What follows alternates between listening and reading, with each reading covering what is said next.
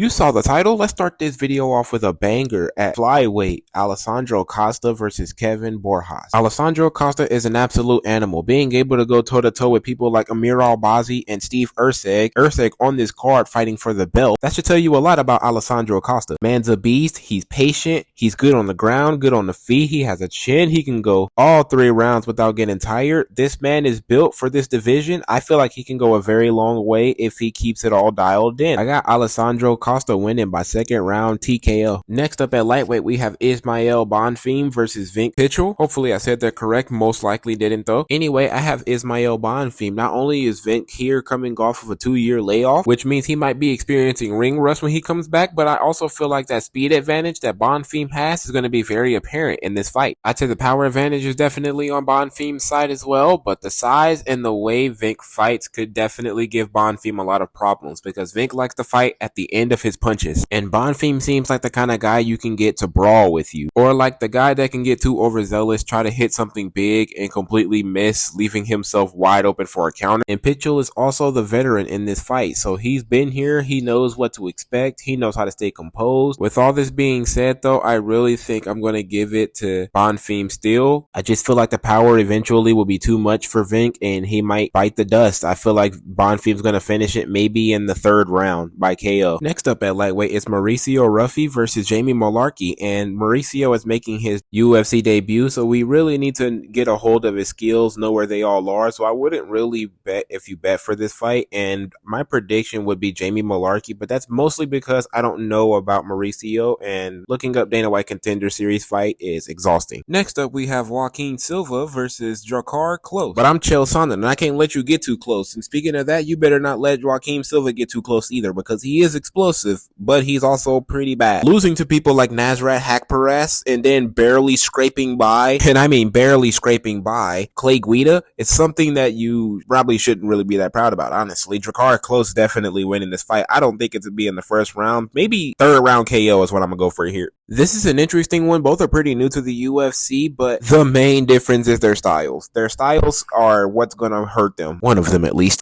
And the person that's going to get hurt is the more technical fighter in this situation, which is William Gomis. We've all seen it. Gene Silva hits hard. And Gene Silva has the ability to make it a not so technical fight. And I always tell y'all, when you're going to get someone who's more technical than you in a technical fight, you will not win. You got to make it dirty. And I feel like Gene Silva will do exactly that. I got him by 1st round KO. Next up, we have Elvis Brenner versus Miktibek Orobali. And I'm pretty sure I've been saying that wrong this entire time, but I do not care. You got a man who looked like he crawled out of a cave at the beginning of time, and then a man who looked like they pulled off the street in New York City in some random alleyway, and it turned out he could actually fight pretty good. This is 100% the fight when we will find out what Orobali is made of. This is the fight that will push him. This is the fight that will give us all the answers, but I'm going to go with Orobali. You can't really beat a guy who's been here since the beginning of time. He'll already know all your moves before you do it. Next up, we have Jack Shore versus Joanderson Brito, and I do realize that Jack Shore is coming from bantamweight. This is a featherweight fight, guys. I do feel like the skill will definitely show, but Joanderson Brito being the more aggressive fighter, not being afraid to get in your face, being able to mix it up too, Joanderson Brito was a dangerous opponent for Jack Shore, and I don't really see how he could win this here. I really do feel like the just physical aspect of this fight will be in Brito's favor, and Jack Shore got clipped by, what's his name? Ricky Simone, and if he's getting dropped and hurt by Ricky Simone,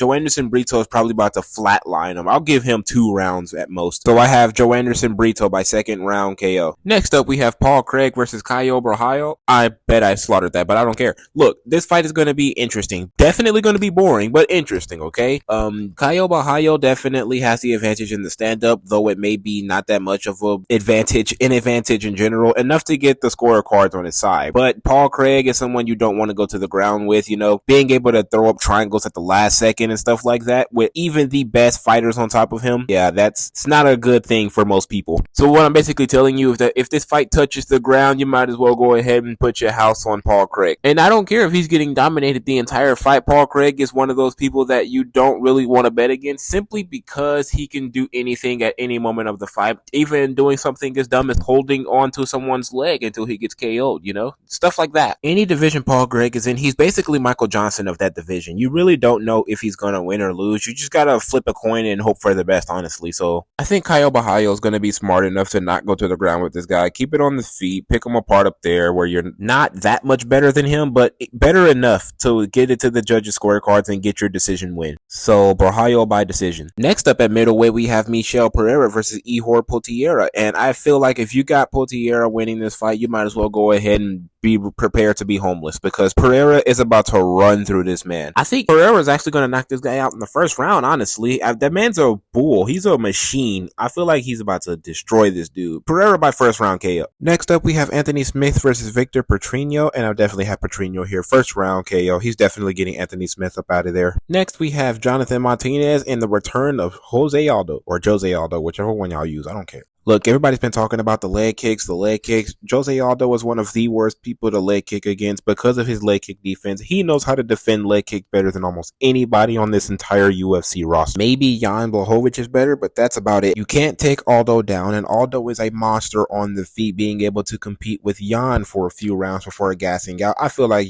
Aldo is definitely going to win this fight. 3-round fight. He's probably going to win by second round TKO is what I got here. I got Aldo. And last but not least, we have Pantoja versus Steve Erceg, and I really don't know who's winning this fight because there's a lot of questions I have, like how good is Erceg really on the ground? Erceg was getting stunned by Matt Chanel. Can he take the punches from Pantoja on the feet? Can Erceg also go 5 rounds if this is a grueling fight? I have no idea, but I got this feeling that Erceg is going to shock the world, and I'm here for it. I got Erceg by decision.